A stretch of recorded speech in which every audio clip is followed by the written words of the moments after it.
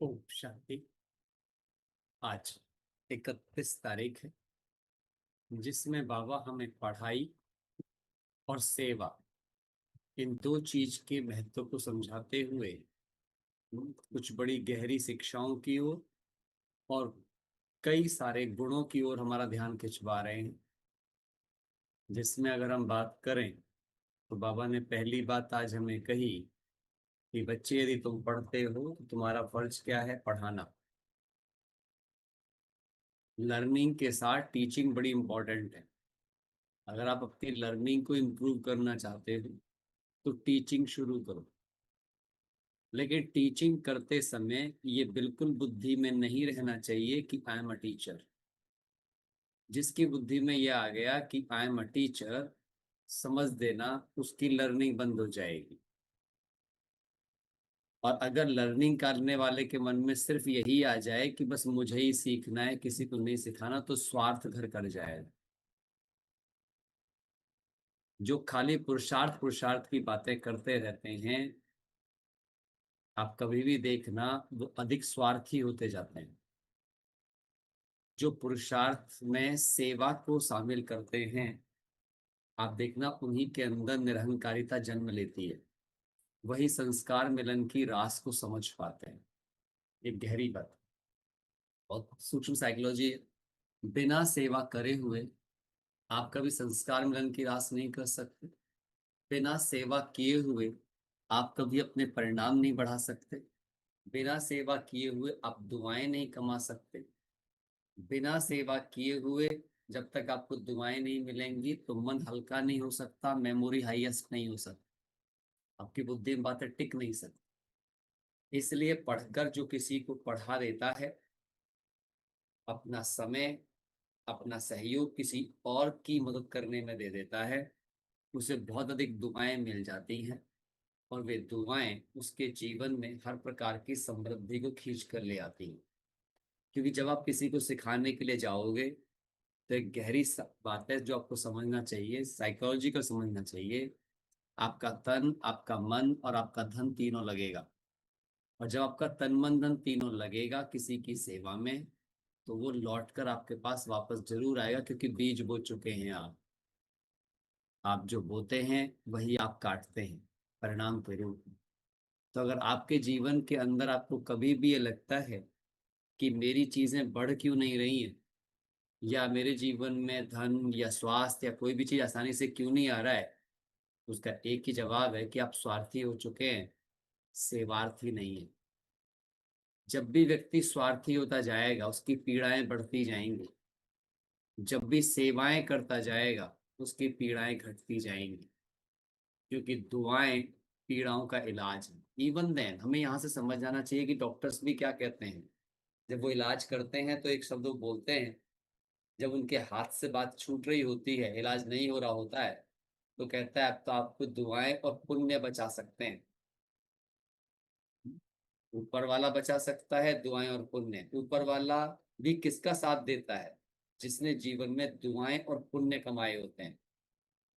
क्योंकि वो स्वार्थी के साथ नहीं होता, वो खुद निष्काम सेवाधारी है, निस्वार्थ का साथ देता है, परमार्थियों का साथ देता है, स्वार्थियों का साथ नहीं दे सकता। क्योंकि यदि वो स्वार्थियों का साथ देगा तो वो लॉ की खिलाफत करेगा। और अगर लॉ के खिलाफ वो जाएगा तो लॉ की दुनिया कैसे लाएगा? तो आप, जब हम कभी कहते हैं कि भगवान मेरी इच्छाएं पूर्ति नहीं करता, तो उन्हें ये समझ जाना चाहिए, जो इच्छा मात्रम अविद्या बनाने आया है वो इच्छा पूर्ति कैसे कर सकता है? और यदि वो इच्छा पूर्ति करेगा तो इच्छा मात्रम अविद्या कैसे बनाएगा? और ये बात हमें समझ नहीं आती। एक और गहरी चीज हमें समझना चाहिए कि लाइफ में सुख से भी बड़ी ताकत आनंद में होती है। क्योंकि सुख का तो ऑल्टरनेटिव है भी, आनंद का कोई ऑल्टरनेटिव नहीं है। सुख दुख में बदल सकता है, लेकिन आनंद माना संपूर्ण। इसलिए आनंद की स्थिति किस चीज में आती है? आनंद की स्थिति सिर्फ देने में आती है। लेने में कभी आनंद की स्थिति आती ही नहीं है। तो ये हमें समझना पड़ेगा। इसीलिए बाबा पढ़ने और पढ़ाने के गुण की बात करते हैं। मैं कई बार सोचता हूँ कि बाबा पढ़ने पढ़ाने के गुण को और इतना विशेष क्यों समझते हैं। तो मेरे को कई बार ऐसे चिंतन में भी आया, किसी को धन दे देना, किसी को साथ दे देना, किसी को सहयोग दे देना, उसे डिपेंडेंट बनाना होता है। लेकिन किसी को एजुकेट कर देना, उसे योग्य बनाना होता है। और दुनिया में भिखारी तैयार करने से ज्यादा अच्छा है अधिकारी तैयार करना। आप किसी को अपने पर डिपेंडेंट बना रहे हो, तो ये आप उसे भिखारी बना रहे हो। और यदि आप उसे सेल्फ डिपेंडेंट बना रहे हो, तो आप उसे अधिकारी बना रहे हो। और किसी को अधिकारी बनाने का सबसे अच्छा जरिया होता है टू एजुकेट देम। और हमें भगवान ने चरित्र की शिक्षा दी है। और जब हम उस चरित्र के ज्ञान को दूसरों को बांटते हैं, तो क्या होता है, उससे उनके अंदर क्या क्रिएट होगी, खुद का बल क्रिएट होगा, खुद की समझ क्रिएट होगी, खुद करने की योग्यता क्रिएट होगी। ये इंपॉर्टेंट है। इसलिए मेरे को बहुत लगता है कि बाबा पढ़ाई पर इतना जोर देते हैं, क्योंकि समाज को बेहतर बनाने में चीजों का नहीं, चरित्र का योगदान होता है। समाज को बेहतर बनाने में ज्ञान का योगदान होता है। इसलिए कहा गया है, ज्ञान सूर्य प्रकटा, अज्ञान अंधेर विनाश। और जिस समाज से अज्ञानता मिट जाती है, वो समाज अपने आप ही सुंदर और विकसित हो जाता है। तो बाबा आकर के सुंदर समाज की सुंदर संस्कारों के साथ स्थापना कर रहे हैं। तो संस्कार भी सुंदर कब बनेंगे, जब समझ सुंदर बन जाएगी। और समझ को सुंदर बनाने का तरीका ही क्या है, पढ़ना और पढ़ाना। इसके अलावा कोई और तरीका है नहीं। इसके अलावा बाबा आज दूसरी बात हमें कहते कि चलो जब आप ये करने निकलोगे, पढ़ने और पढ़ाने के लिए, तो अब आपको क्या मिलेगा, आपको मिलेंगे रिजेक्शंस। कोई सुनना चाहेगा, कोई सुनना नहीं चाहेगा, कोई आपका मजाक उड़ाएगा, कोई आपको अपशब्द भी बोल सकता है। हाँ, कुछ भी हो सकता है आपके साथ। क्योंकि जब आप सेवा के फील्ड पर चलोगे, तो जब आप सेवा करने के लिए निकलोगे, तो चुनौतियां सामना करने के लिए आएंगी, अपोजिशंस आएगा। तो अब क्या करना पड़ेगा, तो आपको एक गुण को अपनाना पड़ेगा, जिस गुण का नाम है सहनशीलता। क्योंकि कर्तव्य पथ पर निकले हो। अब सहन करना किसके लिए मुश्किल होगा, बहुत गहरी बात बाबा ने याद दिलाई है। सहन करना बस उस आत्मा के लिए मुश्किल होगा जिसे अपने करने का भान होगा, जिसका जिसे लगेगा मैंने इतना किया, मैं इतना करता हूँ, मैं इतनी सेवा करता हूँ, अरे मैं तो इतनी अच्छी बात बता रहा था, अरे मैं तो इनका भला करना चाहता था, ये फिर भी नहीं सुनना चाहते, तो क्यों मैं जाऊं। ये सारे अहंकार के शब्द हैं। अर्थात जिसके पास अहम है वो सहन नहीं कर सकता, वो सहन नहीं कर सकता। जिसे अपने करने का भान है वो सहन नहीं कर सकता। जिसके पास सेवा का भाव है, लाइक बाबा, मैं आज्ञाकारी सेवाधारी हूँ, जो ले उसका भी भला, जो ना ले उसका भी भला, जिसके पास ये मानसिकता है। और मैं आपको एक और गहरी बात बताता हूँ, मैं कहीं पढ़ रहा था, बड़ा अच्छा लगा था मेरे को, बहुत पहले कभी पढ़ा था ये। जिस गली में सम्मान मिले वहां ज्यादा मत जाओ, नहीं तो अहंकार पनप जाएगा। जिस गली में अपमान मिले वहां रोज जाओ, तो एक दिन निरहंकारी हो सकते हो।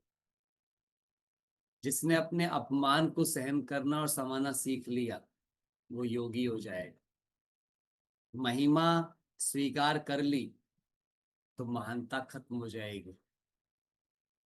अपमान को समा लिया और सहन कर लिया, और बदले में सम्मान दे दिया, तो महानता बहुत उच्च स्तर की हो जाएगी, बहुत उच्च कोटि की हो जाएगी।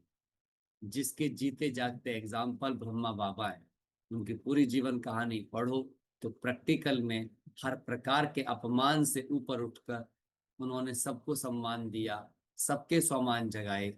और इसीलिए बाबा की आज महिमा उतनी महानता के रूप में हो रही है।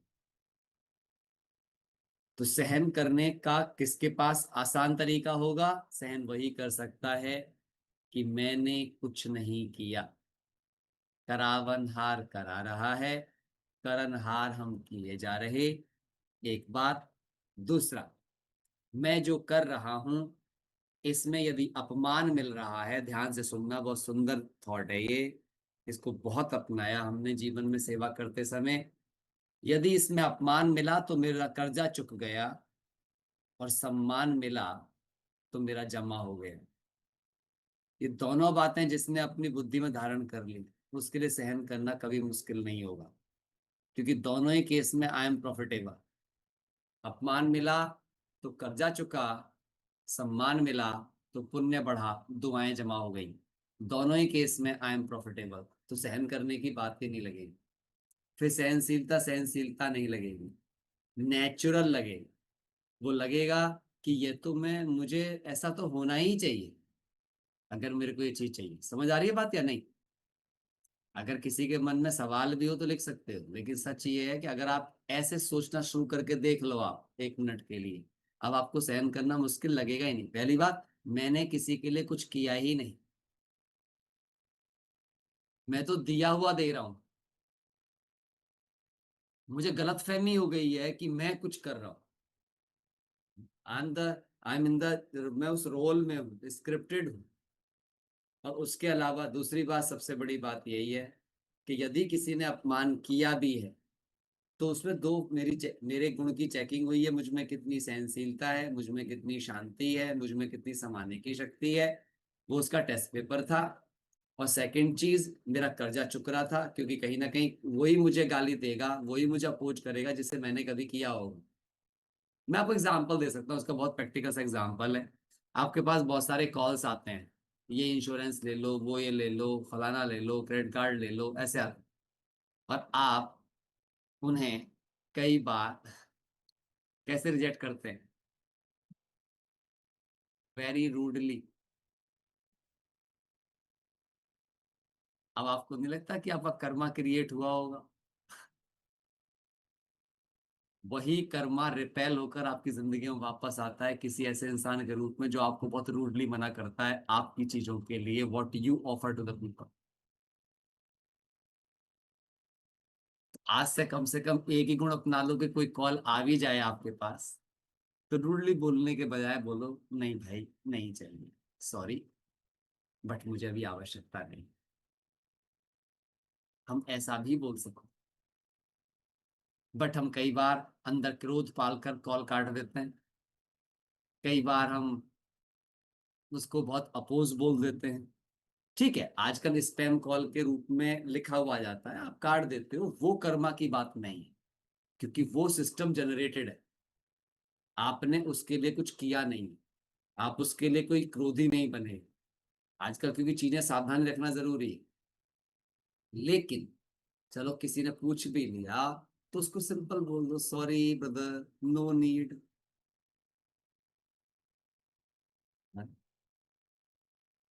तो अभी क्या चीज है, तो यही चीजें तो हमारा क्या करती है, यही हमारा कर्मा क्रिएट करती है। ऐसी बहुत घटनाएं, मैं आपको इतनी घटनाएं बता सकता हूँ, क्योंकि मैं अब ये घटना क्यों बता सकता हूँ, क्योंकि मैं पहले ऐसा था, फिर मैंने उसे चेंज करके देखा है। जब मैं वो करता था तब मेरी मानसिक स्थिति क्या थी, और अब जब मैं दूसरा वाला करता हूं तो मेरी मानसिक स्थिति क्या है।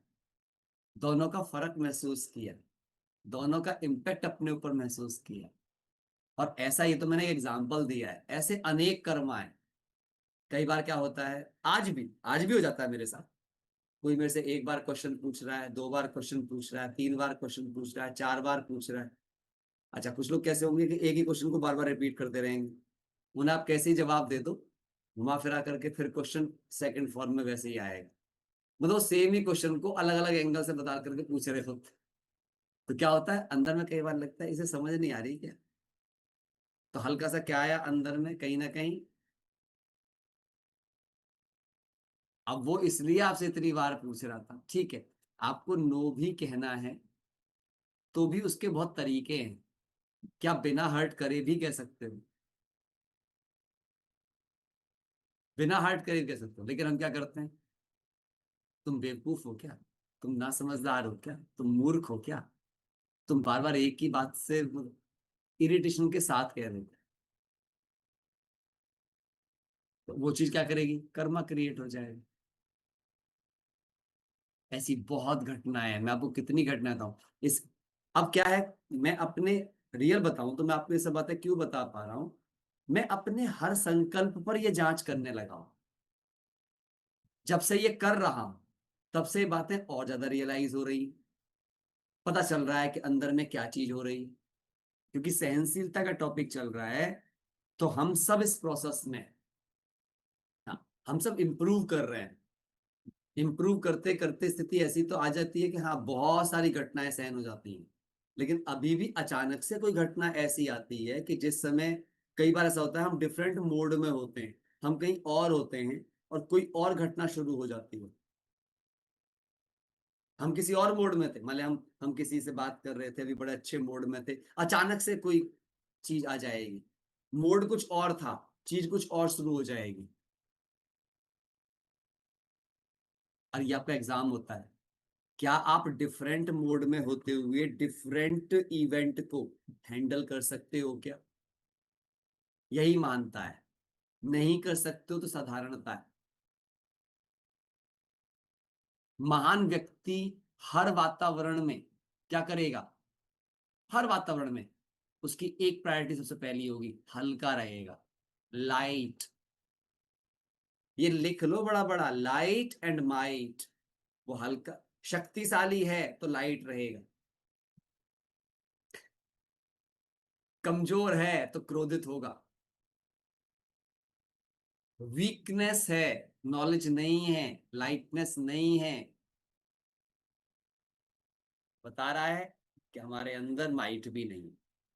तो आज बाबा ने यही बोला, जब सर्विस में जाओगे, संगठन बनाओगे, हाँ, भाषण आदि के प्रोग्राम बनाओगे, सबको जगाने के लिए प्रोग्राम बनाओगे, तो सहनशीलता के साथ बनाना होगा। सहनशीलता नहीं तो कोई भी चीज आगे आपको लेकर नहीं जा सकती। समझ आ रही बात? चलिए सुनते हैं माँ वाक्यों को इन डिटेल, क्योंकि बहुत सारी बातें हैं।